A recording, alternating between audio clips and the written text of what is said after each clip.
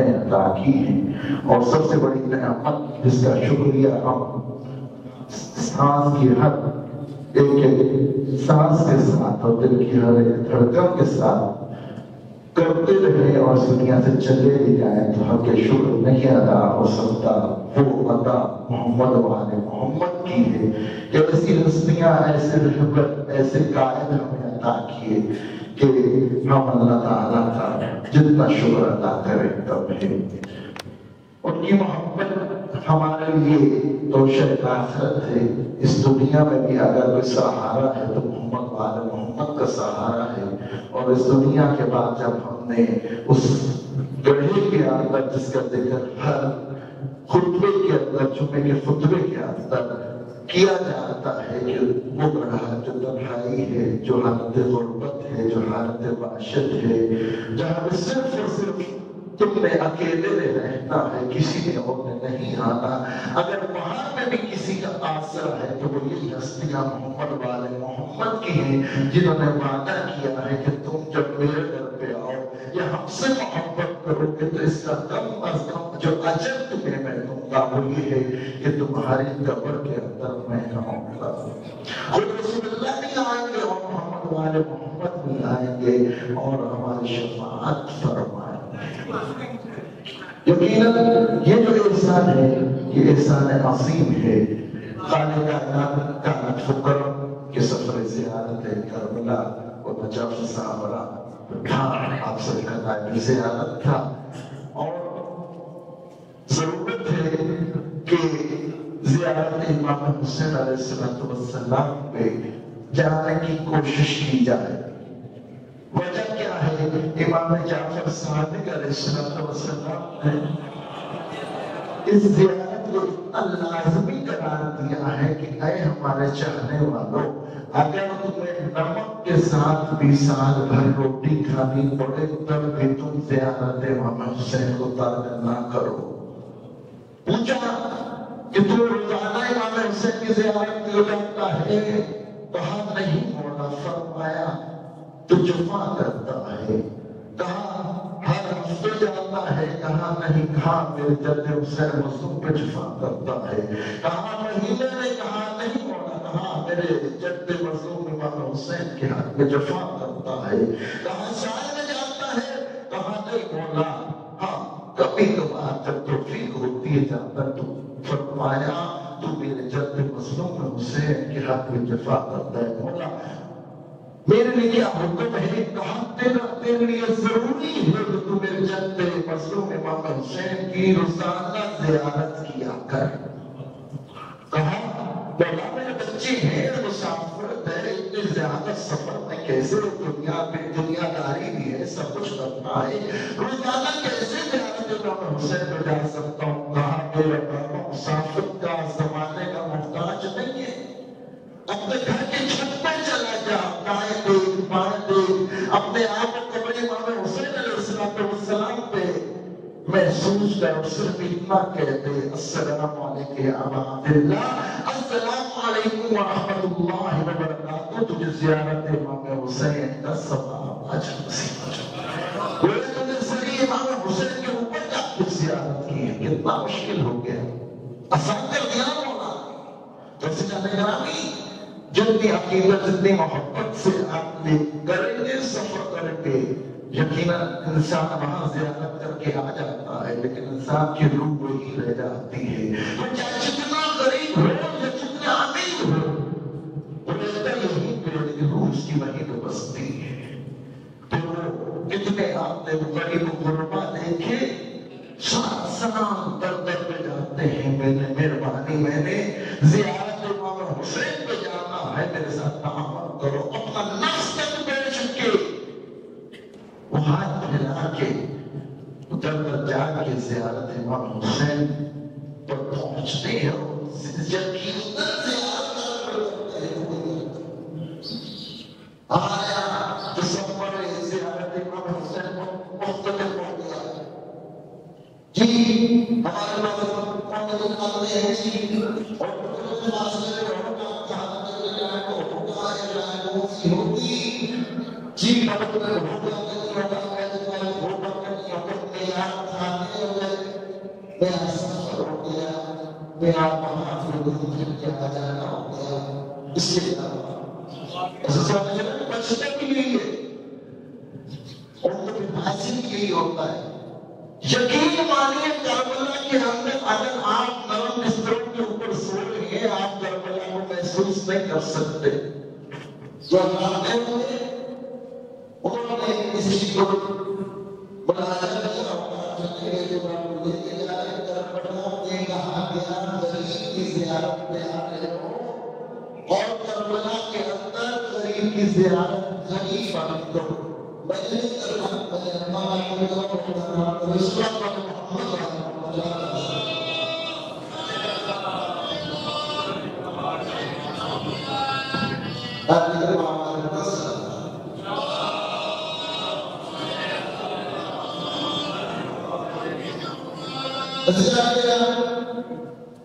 کربلا جو بھی آتا ہے اس کے آگے امام مصطفیٰ کو حاضر رکھے۔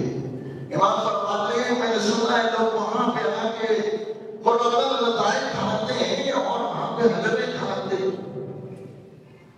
دیوان بھی عاشورہ محرم کے دن کے 10 محرم میں ایک سلاد نے ان کو حلیم کھلا دی، اس کے اندر بھی گوشت تھا۔ میں نے دیکھا مومن نے یہاں اس کی گردان میں یوں ہاتھ ڈالا اور اپنے روپے سے دانے کھلانے کے لیے۔ کربلا مولا فرماتے ہیں تو اپنے جب آباء و اجداد کی قبروں کی زیارت پر جاتے ہو تو وہاں جا کے حلوے کھاتے ہو، وہاں جا کے مرغوب غذائیں کھاتے ہو۔ کربلا تو ہے ہی مقتل کا، وہاں تو جگہ جگہ لاشیں ہیں، کربلا کی خاک آنے شفا کیسے بنی ہے؟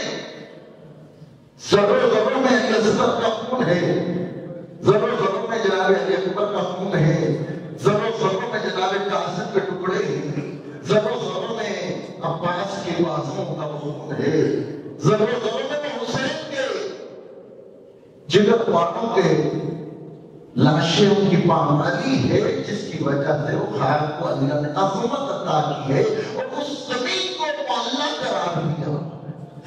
اور وہاں جا کے ہم لوگ دیکھتے ہیں کہ لوگ جو ہے وہ زیادہ گرامی ہیں۔ ہم نے کبھی اس سواری کو اپنا سر کا تاج قرار دیتے تھے۔ آپ میں سے اکثر بیشتر ظاہر امام حسین ہے، لیکن میں نہیں دیکھتا ہوں کسی نے مجھ سے میں بات کر رہا ہوں کسی نے اپنے نام کے ساتھ اس تاج کو سجایا ہو۔ کون سا تاج؟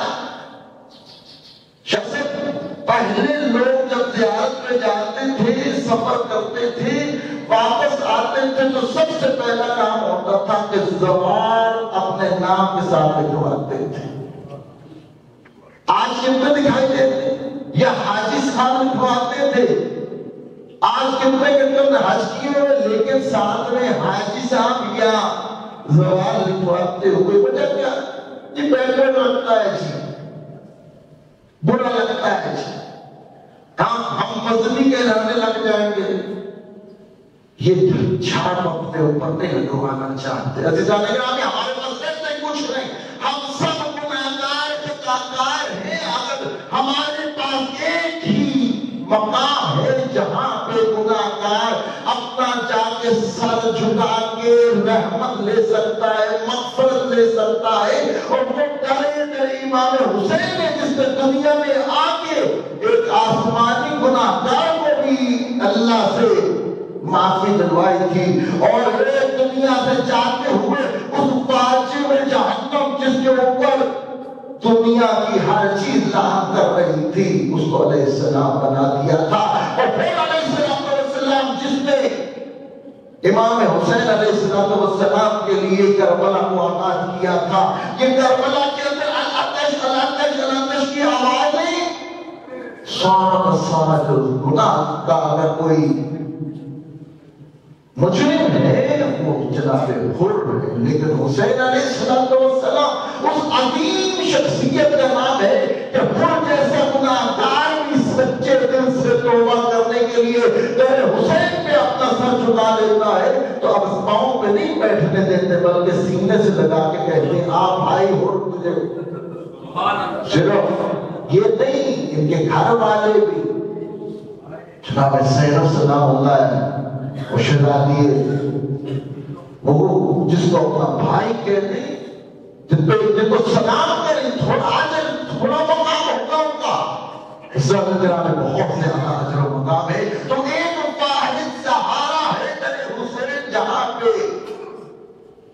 گناہگار کو امید ہے کہ ہاں میں وہاں کسی طرح پہنچ جاؤں، در حسین پہ پہنچ جاؤں تو میری مغفرت جو ہے وہ ضروری ہو جائے گی. تو عزیزان گرامی، کوشش کیجیے، خود جا سکتے خود جائے، نہیں جا سکتے تو کسی کو تیار کریں. کسی کو بھیج سکتے ہیں تو اپنی نیابت میں بھیج دیں کہ میں تو ہوں آیا ہوں اعتماد. تو اب جو ہے کسی کو بھیج دیں، اپنے ہی مرحومین کے سارے زمان کے لیے بھیج دیں. وہ چلا جائے گا، زیارت کو کر لے گا، اس کے بدلے میں وہ کتنوں کو آگے تیار کرے گا. تو یہ ایک ایسا پودا ہے جو پھیلتا پھولتا چلا جائے گا اور سلسلہ جاری ساری میں ہوگا. یقیناً ہمارے پاس سہارا امام حسین اور ائمہ کا سہارا ہے. ہم اس سے کہیں آگے پیچھے نہیں جا سکتے. صلوات علی محمد و آل محمد.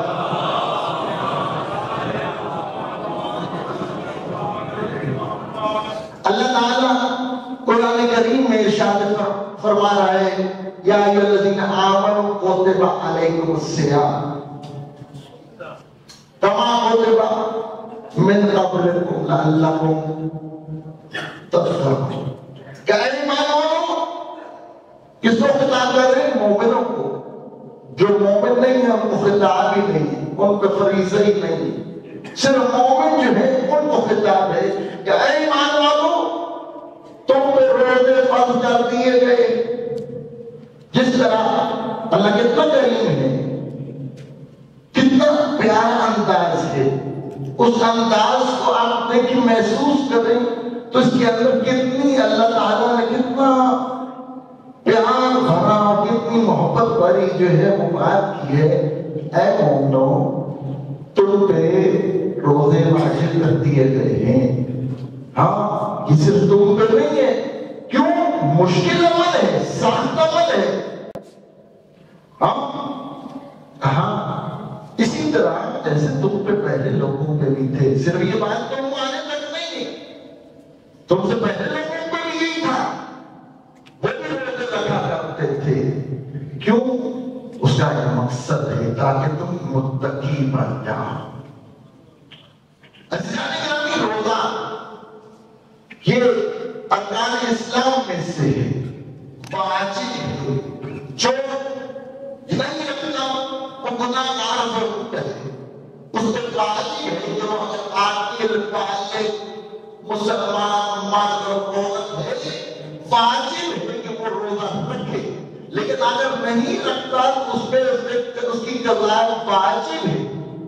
لیکن جو اس کا انکار کرتے، کوئی روزے شوزے نہیں، جی میں نہیں مانتا، یہ کیا ہے؟ ہمارے جو جوان پیڑھی آ رہی ماشاءاللہ ایسی جسارت کرتی ہے، بندہ حیران رہ جاتا. کیوں؟ وجہ یہ ہے کہ کام نہ کرنا پڑے. اگر کسی نے اس کا انکار کیا کہ روزہ ہے ہی نہیں تو وہ کافر دین اسلام سے خارج. یہ آپ کے ذہن میں ہونا چاہیے.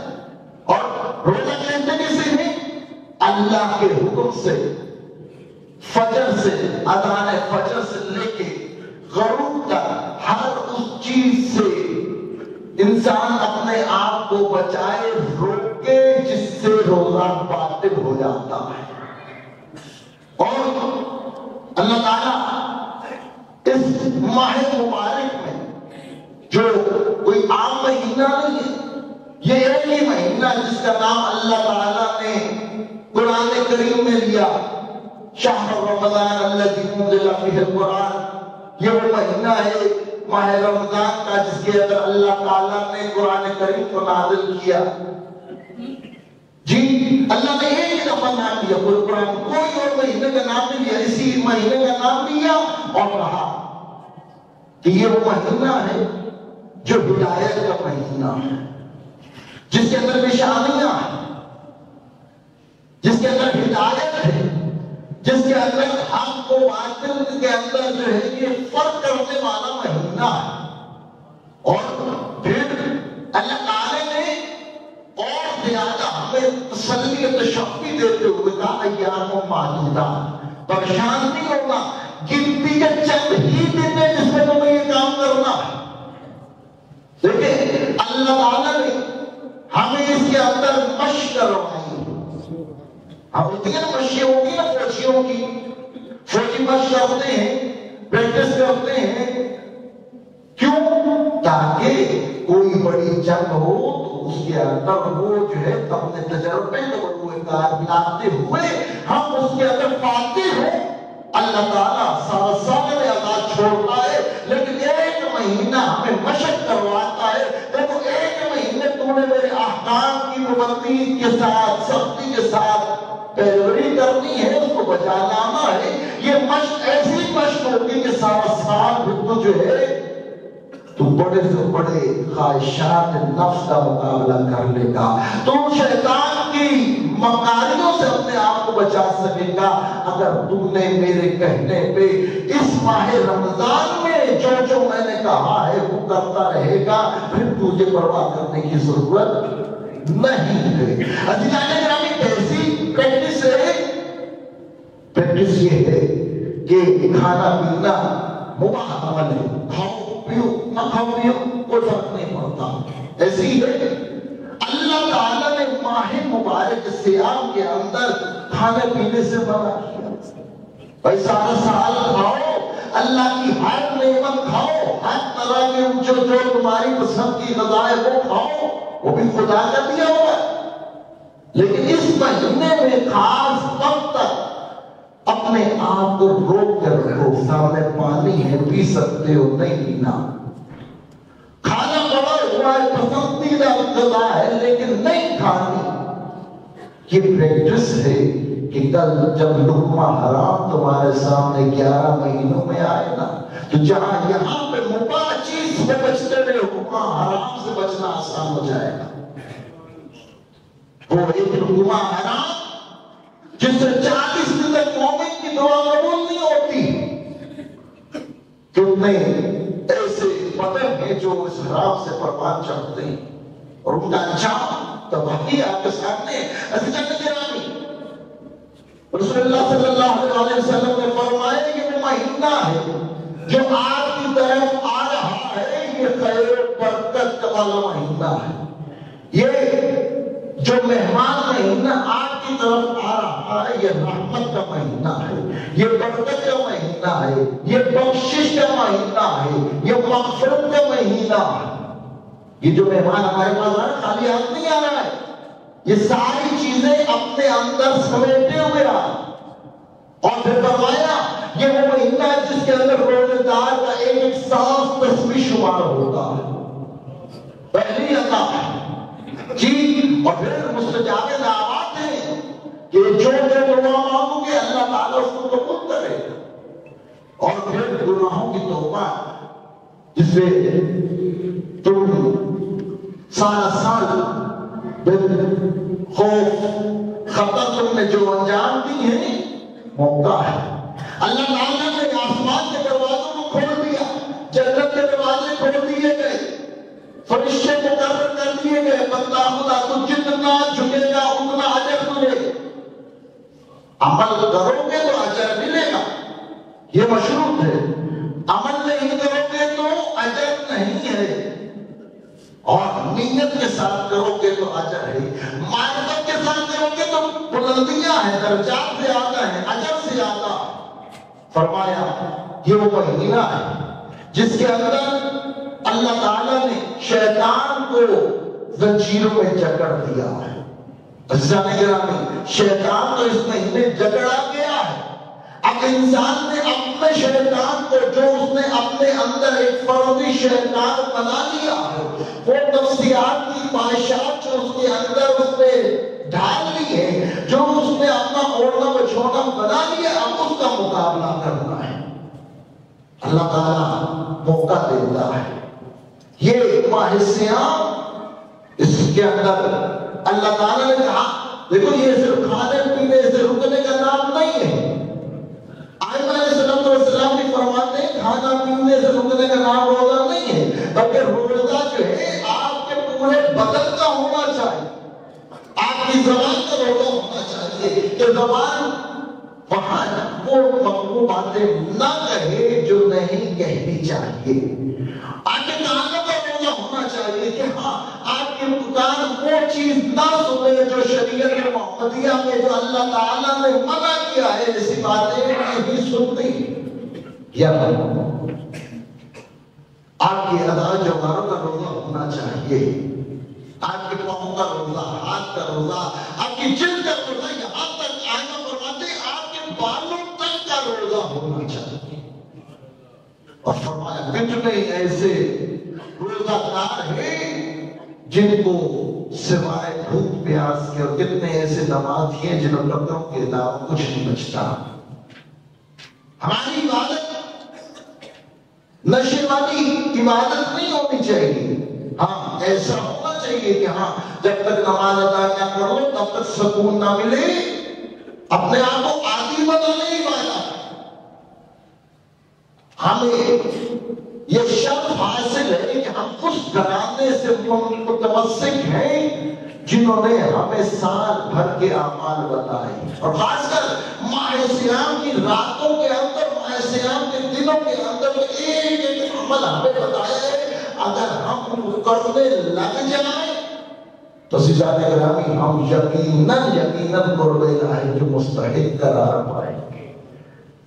عزیزان گرامی ماہ سیام رسول اللہ فرماتے ہیں جب روزے میں بھوک پیاس لگے تو قیامت والے روز کی اس بھوک پیاس کو یاد کرو، پھر ان غریب و فقراء، ان مومنین مومنات کی اس غربت کو یاد کرو، ان کی بھوک پیاس کا احساس کرو اور ان کو عطا کرو۔ کہا اپنے ہمسائے کا خیال رکھو، سارا سال اردو میں، لیکن رسول اللہ اپنے خطبہ شعبانیہ کے اندر فرماتے ہیں دیکھو اس ماہ رمضان کے اندر بڑوں کے اوپر شفقت کرو، بڑوں کا احترام کرو، ان کو عزت احترام کرو ان کا۔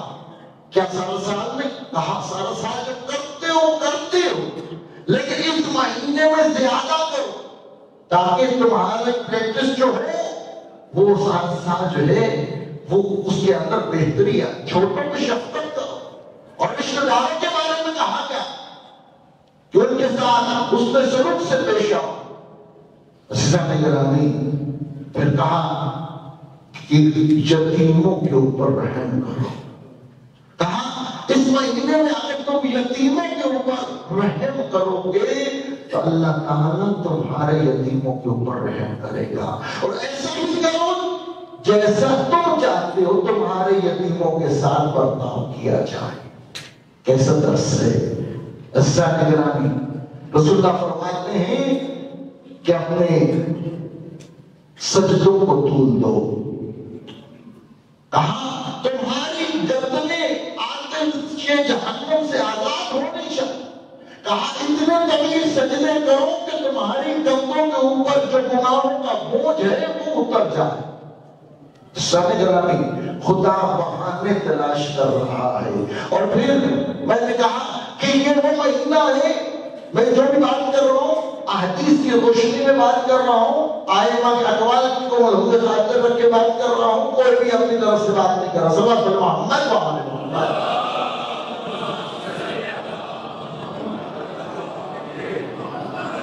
مولانا فرماتے ہیں کہ روزہ یہ ماہ رمضان، اس کے اندر جو تم واجب نماز پڑھتے ہو یا سنت نماز پڑھتے ہو اللہ تعالیٰ اس آیت میں گناہ بڑھا دیتا ہے۔ سنت نماز جو آپ ادا کرتے ہو، جو نمازیں آپ پڑھتے ہو، اس کا اجر آپ کو ایک واجب نماز جتنا ادا کرتا ہے، اور ایک واجب نماز کا اجر اللہ کہتا ہے کہ میں اس کا اجر 70 واجب نمازوں تک بڑھا دیتا ہوں۔ اور تسبیح، سانس آپ کی تسبیح، آپ کا سونا عبادت ہے اس ماہ رمضان کے اندر، لیکن روزے دار کا جی جو نیت الاعمال بالنیات، کہ آج کی اعمال کا دار و مدار نیتوں پہ ہے. اس نیت سے سوتے ہیں کہ میں اٹھ کے تازہ دم ہو جاؤں گا تو اللہ کی اچھے سے عبادت کر سکوں گا. جی عزیزان گرامی، یہ موقع ہے، یہ خدا جو ہمیں اعزاز بخشنے والا ہے، اس کے اندر ہمیں خدا کا قرب حاصل کرنا ہے، اللہ کی معرفت حاصل کرنی ہے. وہ خدا جس کو ہم نے بھلا دیا، جس کو جو ہمارے شہرت سے زیادہ قریب تھا، اس کو ماننا ہے کہ وہ ہمارے قریب ہے. دیکھیں کتنا بہترین ذریعہ. ہم خدا کو بھلا چکے، خدا وجود رکھتا ہے، ہر جگہ پہ ہے. عملی نمونہ ہمیں مائع سیاہ میں دکھائی دیتا ہے. بھائی کوئی نہیں دیکھ رہا، جی کوئی نہیں دیکھ رہا، اکیلا کمرے میں ہوں، پانی پی لو. بھائی پی لے کوئی بات نہیں. بھائی کوئی نہیں دیکھ رہا، خدا تو دیکھ رہا ہے. خود ہی سے سوال کرتا ہے، خود ہی کو جواب دیتا ہے کہ اکیلا ہے کمرے میں. یہ معرفت خدا کی معراج ہے. جب بندہ ایسے اپنے آپ کو بچائے گا تو متقی ہو جائے گا. اور اللہ تعالیٰ نے کہا میرے نزدیک یہ تمہارے دنیا کے سٹیٹس جو ہے یہ معیار نہیں ہے. میرے نزدیک اگر کوئی معیار ہے تو اللہ نے کہا ان اکرمکم عند اللہ اتقاکم. اللہ کے نزدیک صاحب عزت، صاحب شرف، صاحب کرامت وہ ہے جو سب سے زیادہ متقی ہے. عزیزان گرامی، ہم نے اس ماہ صیام کا استقبال کرنا ہے.